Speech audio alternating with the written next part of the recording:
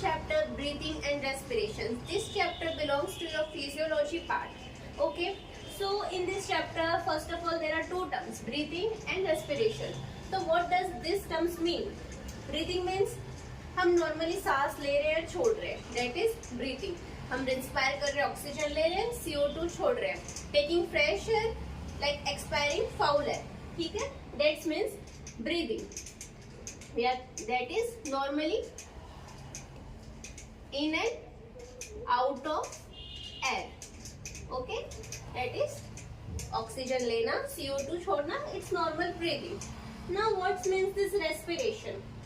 Respiration means हम उस oxygen या हम उस गैस को यूज करके हमारे लिए बॉडी में एटीपी प्रोड्यूस कर रहे हैं, एनर्जी प्रोड्यूस कर रहे हैं, जिस एनर्जी को यूज करके हमारे टिश्यूज, हमारे ऑर्गन्स काम करेंगे. ठीक है, क्या मतलब होता है रेस्पिरेशन का?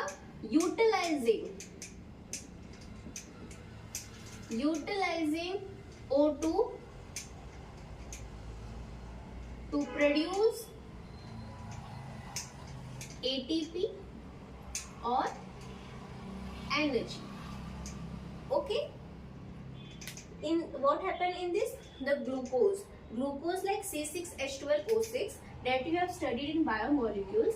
C6H12O6 ये जो ग्लूकोज है ऑक्सीजन को यूज करेगा.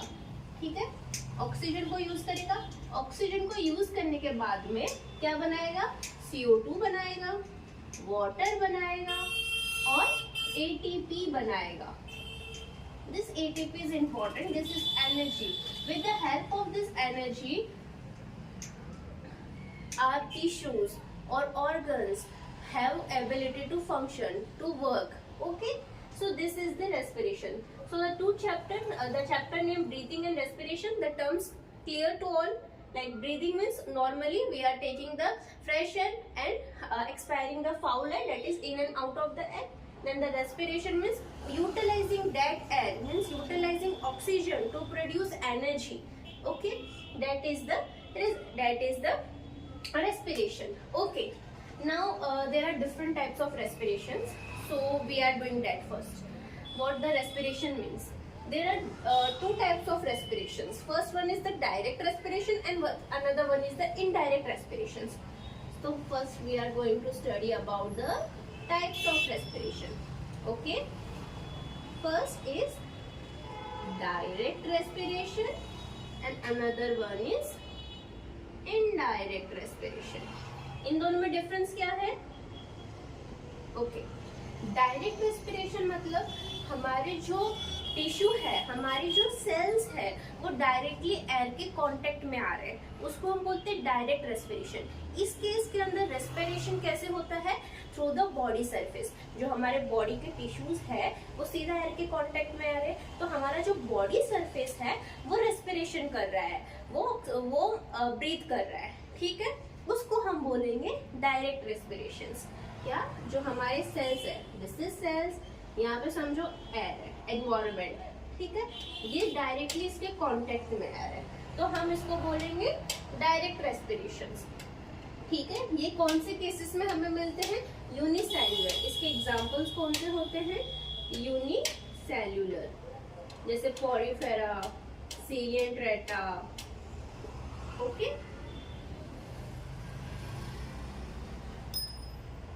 और एक इसमें रेस्पिरेशन कैसे होती है? Through the body surface. हमारे बॉडी सरफेस के डायरेक्टली यहाँ पे रेस्पिरेशन होती है. So respire through the body surface. Okay, अब बारी आती है इनडायरेक्ट. इनडायरेक्ट में क्या होता है? हमारे जो टिश्यूज और ऑर्गन्स या सेल्स होते हैं वो डायरेक्टली इन्वायरमेंट के और एयर के कांटेक्ट में नहीं आते, तो उस केस में हम बोलते हैं इनडायरेक्ट रेस्पिरेशन. हम इसमें क्या लिख सकते हैं? नो डायरेक्ट कांटेक्ट बिटवीन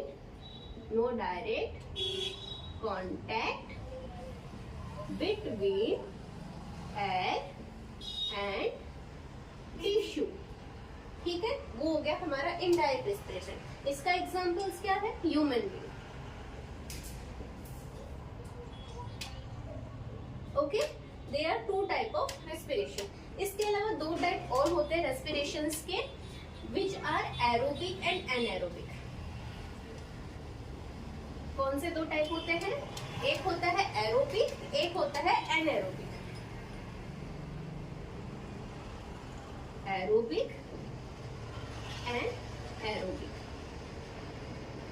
अब हमने अब तक यही पढ़ा था कि हम सांस लेने के लिए हम ऑक्सीजन यूज करते हैं, ठीक है। बट एक अलग केस है जिसमें हम रेस्पिरेशन के लिए ऑक्सीजन यूज नहीं करते, विदाउट ऑक्सीजन हम एनर्जी प्रोड्यूस करते हैं। वो कौन सा केस है? वो केस है हमारा एनएरोबिक।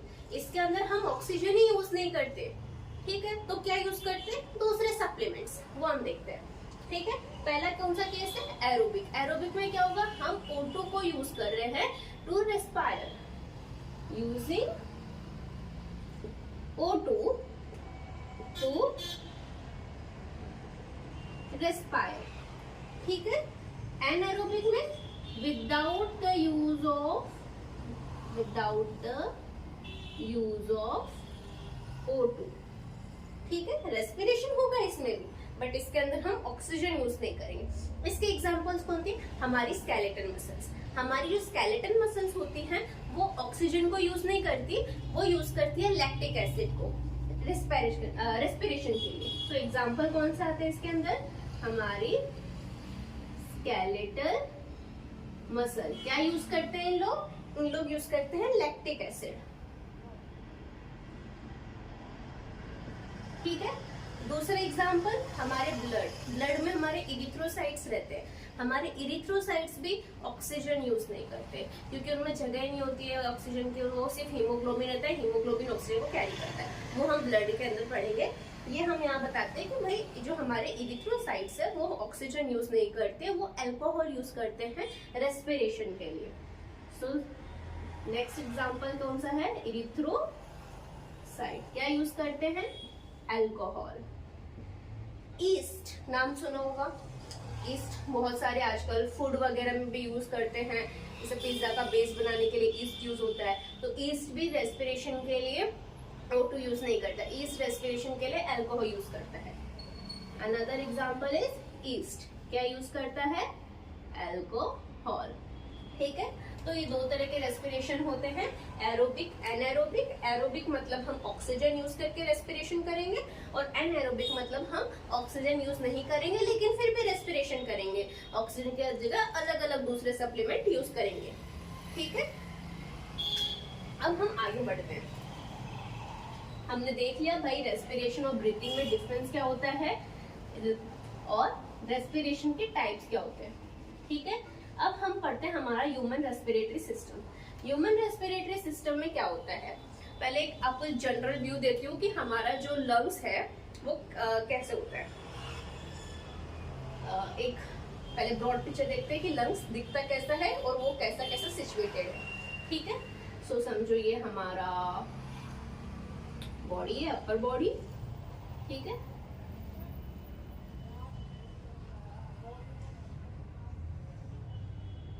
ये हमारी लंग्स है, ठीक है। ये हमारा डायफ्राम है, ये हमारा एब्डोमेन है, ठीक है। लंग्स बहुत इंपॉर्टेंट होते हैं, as you all know. Respiration इनकी वजह से ही होता है। अगर ये नहीं रहेंगे तो रेस्पिरेशन कैसे होगा? तो इनको हमें प्रोटेक्ट करना पड़ेगा। अब ये प्रोटेक्ट कैसे होते हैं? यहाँ पर एक बोन होती है जिसका नाम होता है स्टर्नम। क्या नाम होता है? स्टर्नम, ठीक है। और ये एक ऐसे रिब्स होती है, रिब्स पढ़ा होगा, क्या होती है? ये रिब्स होते हैं, ठीक है। ये क्या है? ये डायफ्राम है,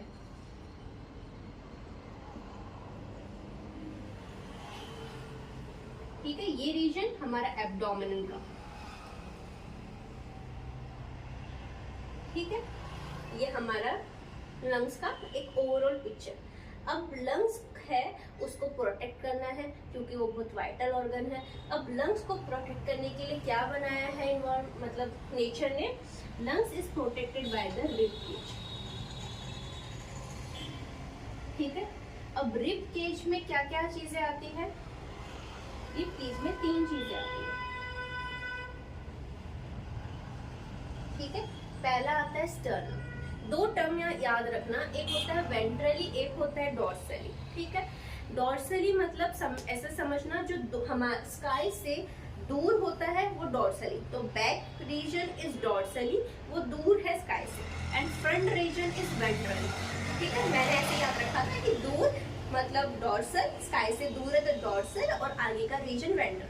अब स्टर्नम कहाँ प्रेजेंट है? हमारी दो लंग्स है, लंग्स के बीच में एक स्टर्नम एक बोन होती है जिसका नाम होता है स्टर्नम। ठीक है, तो वेंट्रली हमारे लंग्स को प्रोटेक्ट करता है स्टर्नम। ठीक है, रीढ़ की हड्डी जो पीछे डॉर्सल होती है, वर्टिब्रे, ठीक है, वो हमारे लंग्स को प्रोटेक्ट करती है, सपोर्ट करती है, लंग्स को सपोर्ट देती है डॉर्सली। ठीक है, और रिब्स होती है जो ऐसे निकल के आती है, यहाँ से पीछे से ऐसे आगे की तरफ आती है, तो ये हमारे लंग्स को सपोर्ट करती है लेटरली। ठीक है, तो तीन चीज हमारे लंग्स को सपोर्ट करती है। पहला जो है वो है हमारा स्टर्नम। ठीक है, ये कैसे करता है? वेंट्रली।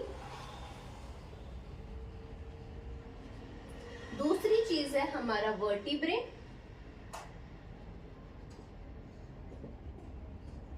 ये कैसे सपोर्ट करता है? Dorsally from back side.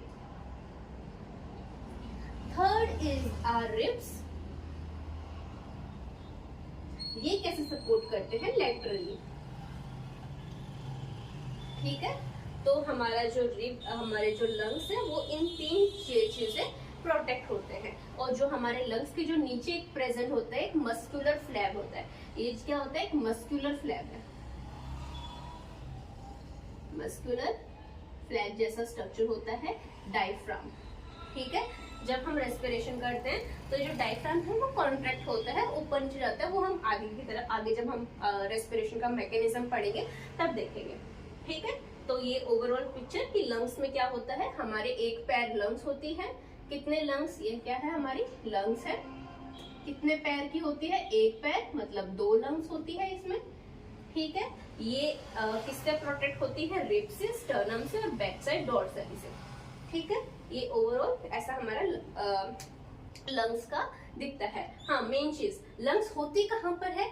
ये जो रीजन होता है ना जहाँ लंग्स प्रेजेंट होती है, ये रीजन होता है थोरेसिक रीजन। कौन सा रीजन होता है? Thoracic region. थोरेसिक रीजन होता है वो एयर टाइट रीजन होता है, उसको हम एयर टाइट चैम्बर बोलते हैं। ठीक है, समझ गए? अब हम आगे बढ़ते हैं हमारे रेस्पिरेटरी सिस्टम को लेकर। रेस्पिरेटरी सिस्टम में दो चीज होती है, एक होता है रेस्पिरेटरी पैसेज और एक होता है रेस्पिरेटरी ऑर्गन। ऑर्गन हमारा लंग्स होता है, उसको हम डिटेल में पढ़ेंगे। पहले हम पढ़ते हैं स्टार्टिंग से रेस्पिरेटरी पैसेज। ठीक है, पहले हम क्या पढ़ेंगे? Respiratory passage. ठीक है, ये respiratory passage. Respiratory passage, passage का मतलब किसी चीज का पाथ, किसी चीज की जाने की जगह। अब हम किसकी चीज की जाने की जगह देख रहे हैं? एयर, ऑक्सीजन की। तो ऑक्सीजन का पाथ, ऑक्सीजन जाता कैसे है अंदर, उसका पाथ, उसका पैसेज हम पढ़ेंगे। ठीक है, तो रेस्पिरेटरी पैसेज पहली चीज होती है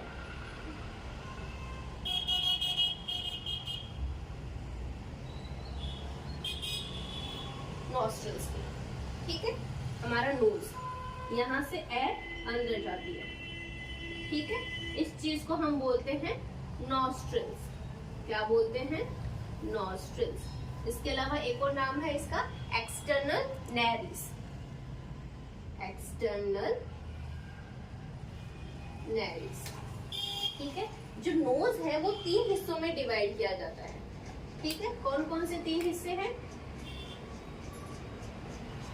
जो पहला वाला हिस्सा है उसको हम बोलते हैं वेस्टिबुलर रीजन। कौन सा रीजन? Vestibular region. ठीक है, सेकंड जो हिस्सा होता है इसको हम बोलते हैं रेस्पिरेटरी रीजन। और जो third and the last part होता है वो होता है हमारा ऑल्फैक्टरी रीजन। ठीक है, अब जो वेस्टिबुलर रीजन है उसका काम क्या है? जो वेस्टिबुलर रीजन है इसके अंदर यहाँ पर है ना हेड लाइक स्ट्रक्चर होते हैं। और साथ में म्यूकस ग्लैंड होती है। अब इसका काम क्या है? जो ये हेड लाइक स्ट्रक्चर होते हैं ना, इसका काम होता है फिल्ट्रेशन का। फिल्ट्रेशन का, हाँ, क्योंकि देखो जब हम एयर लेते हैं तो इसके अंदर बहुत माइन्यूट माइन्यूट डस्ट पार्टिकल्स होते हैं, ठीक है। वो डस्ट पार्टिकल हमारे एयर के साथ, हमारे सांस के साथ अंदर चले जाते हैं, ठीक है। तो उसको रोकने के लिए, हमारे एयर को फिल्टर करने के लिए नेचर ने हमें ये हेड लाइक स्ट्रक्चर का दिया हुआ है, जो हमारी हवा को, जो हमारी रेस्पिरेशन, सॉरी, जो हमारी ब्रीथ को, जो हम रेस्पायर कर रहे हैं, उसको ये फिल्टर करेगा। तो इसका मेन काम होता है फिल्ट्रेशन का, टू ट्रैप, और हम उसको बोल सकते हैं trap the dust particle. Dust particle को यही रोक लेता है, आगे जाना ही नहीं देता है। क्या काम रहता है इसका? To trap the dust particle.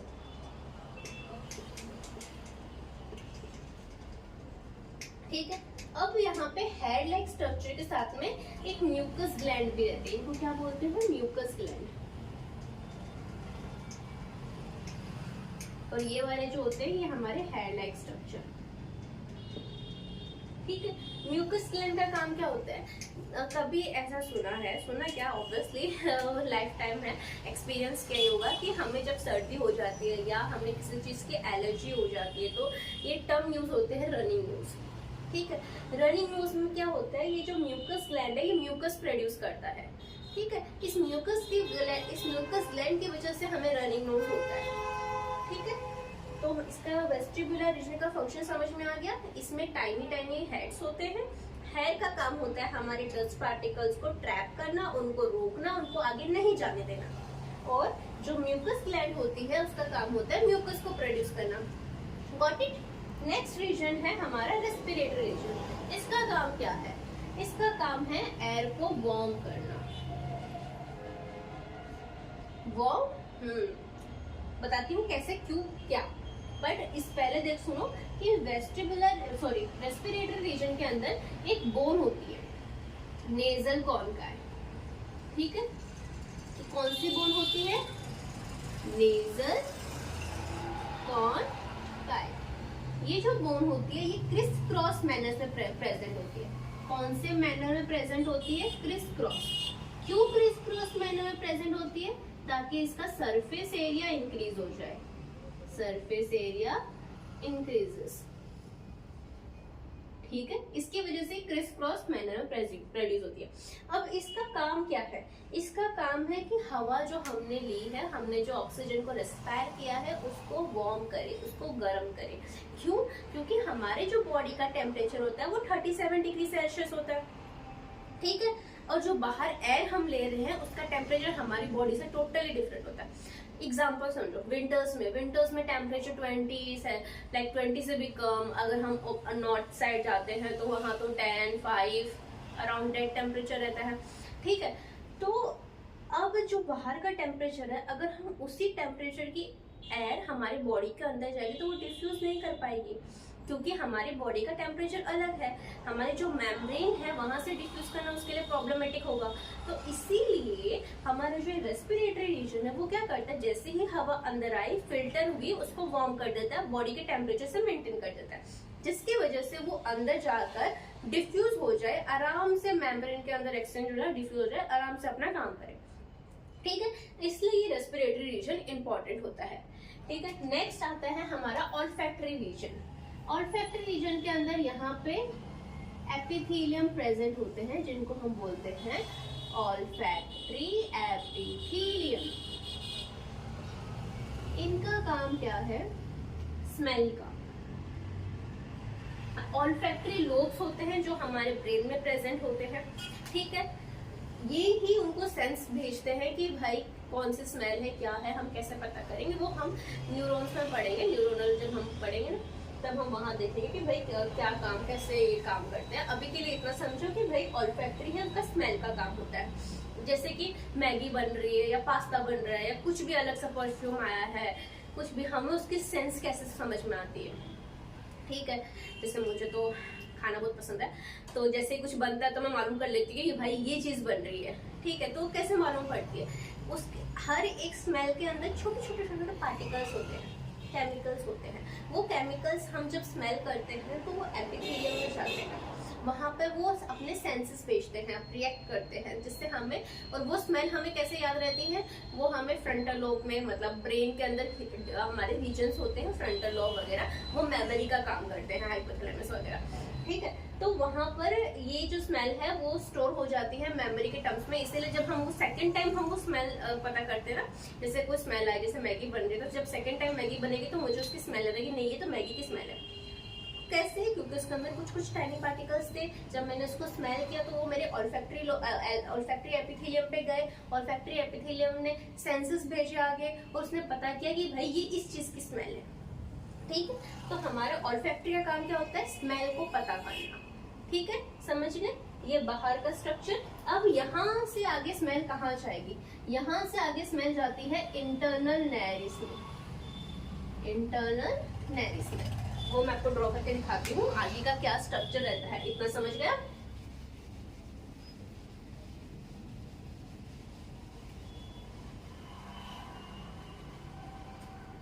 ठीक है,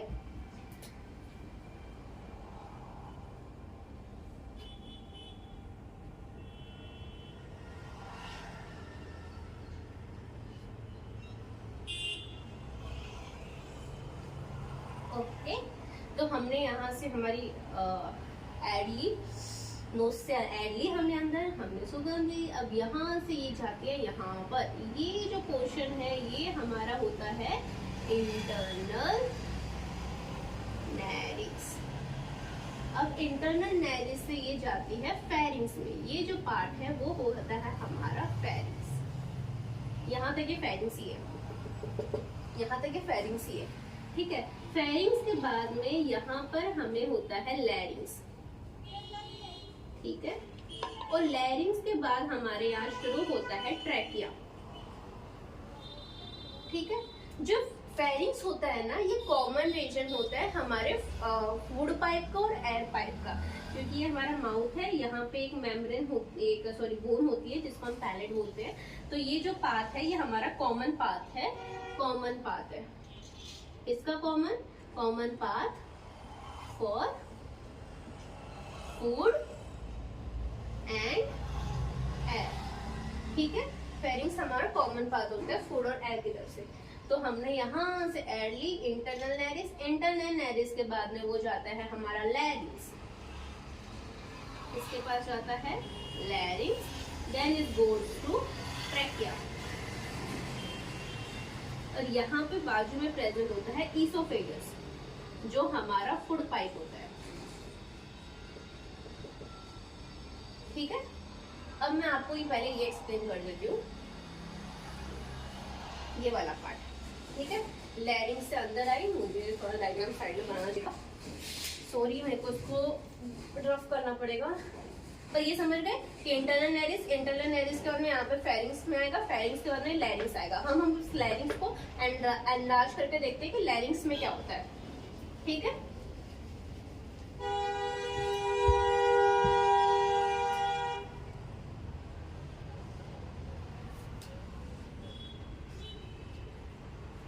ये हमारा हो गया क्या? लैरिंग्स।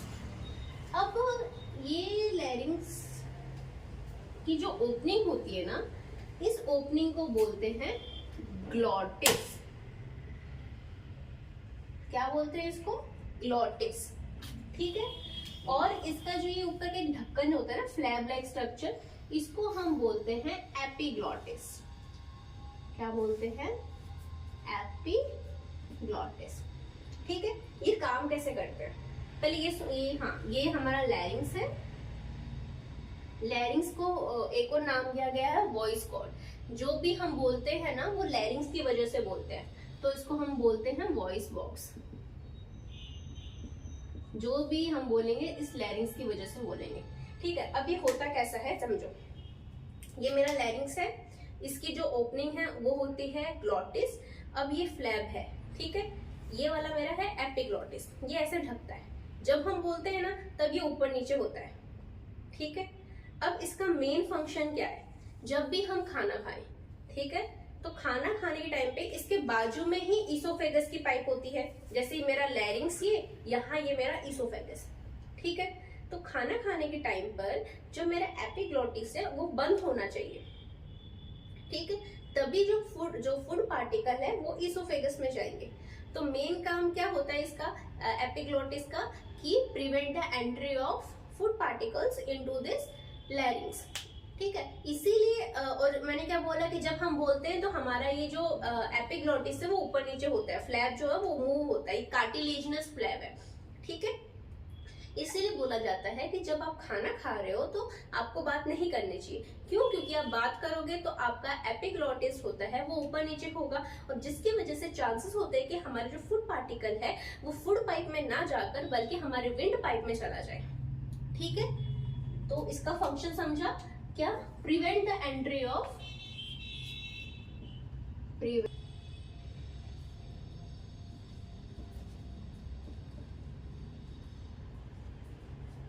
ओके तो एपिग्लोटिस के दो मेन फंक्शन होते हैं, मेन फंक्शन होता है कि वो फूड पार्टिकल को रोकता है कि फूड पार्टिकल उसके अंदर ना जाए, और वो एक कार्टिलेजिनस होता है, ठीक है। समझ गए what is the larynx, epiglottis और एपिग्लोटिस। और एपिग्लोटिस क्यों जरूरी है? क्योंकि ये प्रिवेंट करता है फूड पार्टिकल्स को, ठीक है। फिर इसके बाद में हमारा शुरू होता है ट्रैकिया। क्या शुरू होता है? ट्रैकिया,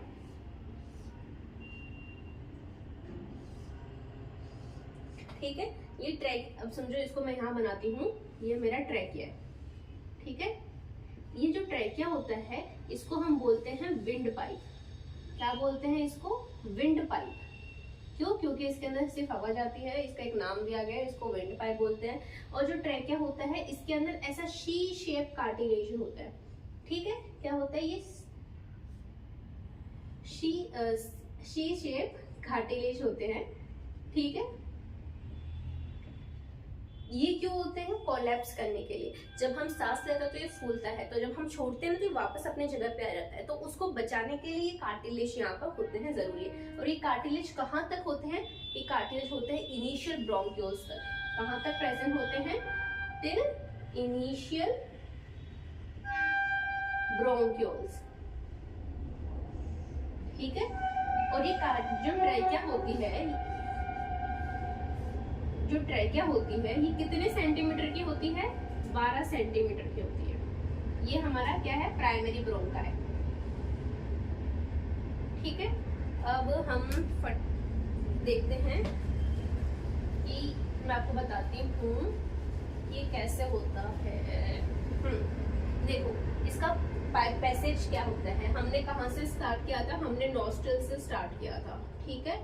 नॉस्ट्रल्स के बाद में पूरा वो याद रखना, जैसे पूरा नॉस्ट्रल्स, फिर आ गया हमारा फेरिंग्स, फिर लैरिंग्स, लैरिंग्स के बाद में ट्रैकिया, ट्रैकिया के बाद में primary bronchi, then secondary bronchi, then tertiary bronchi,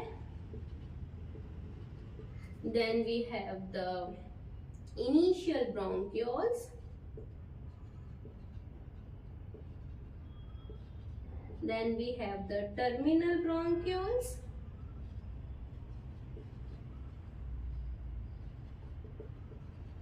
इसके बाद यहाँ लिखती हूँ terminal bronchioles, then we have the respiratory bronchioles,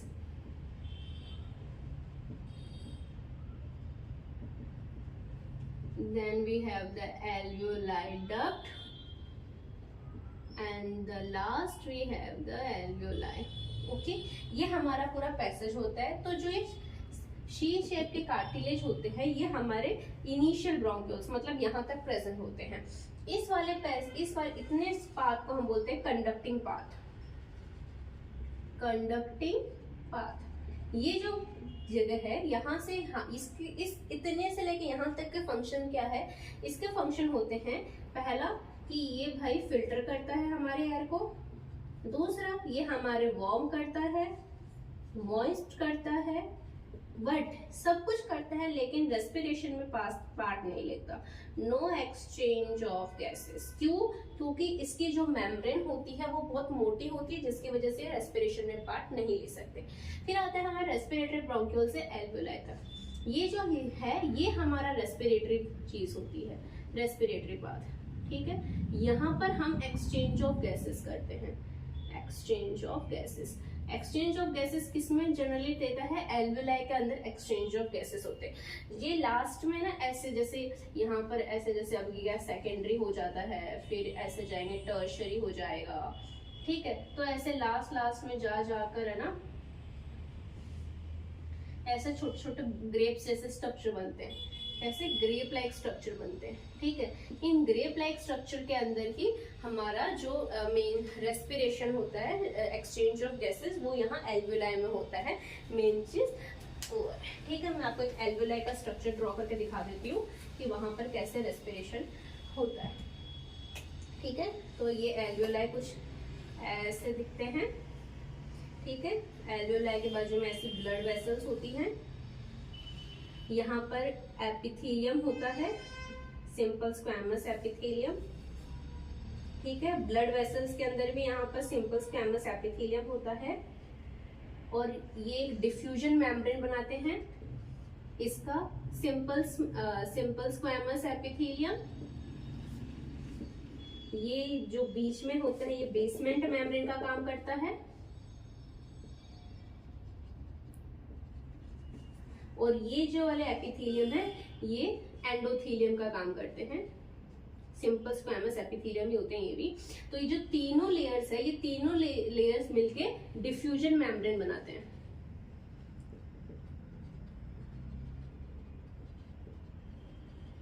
ठीक है।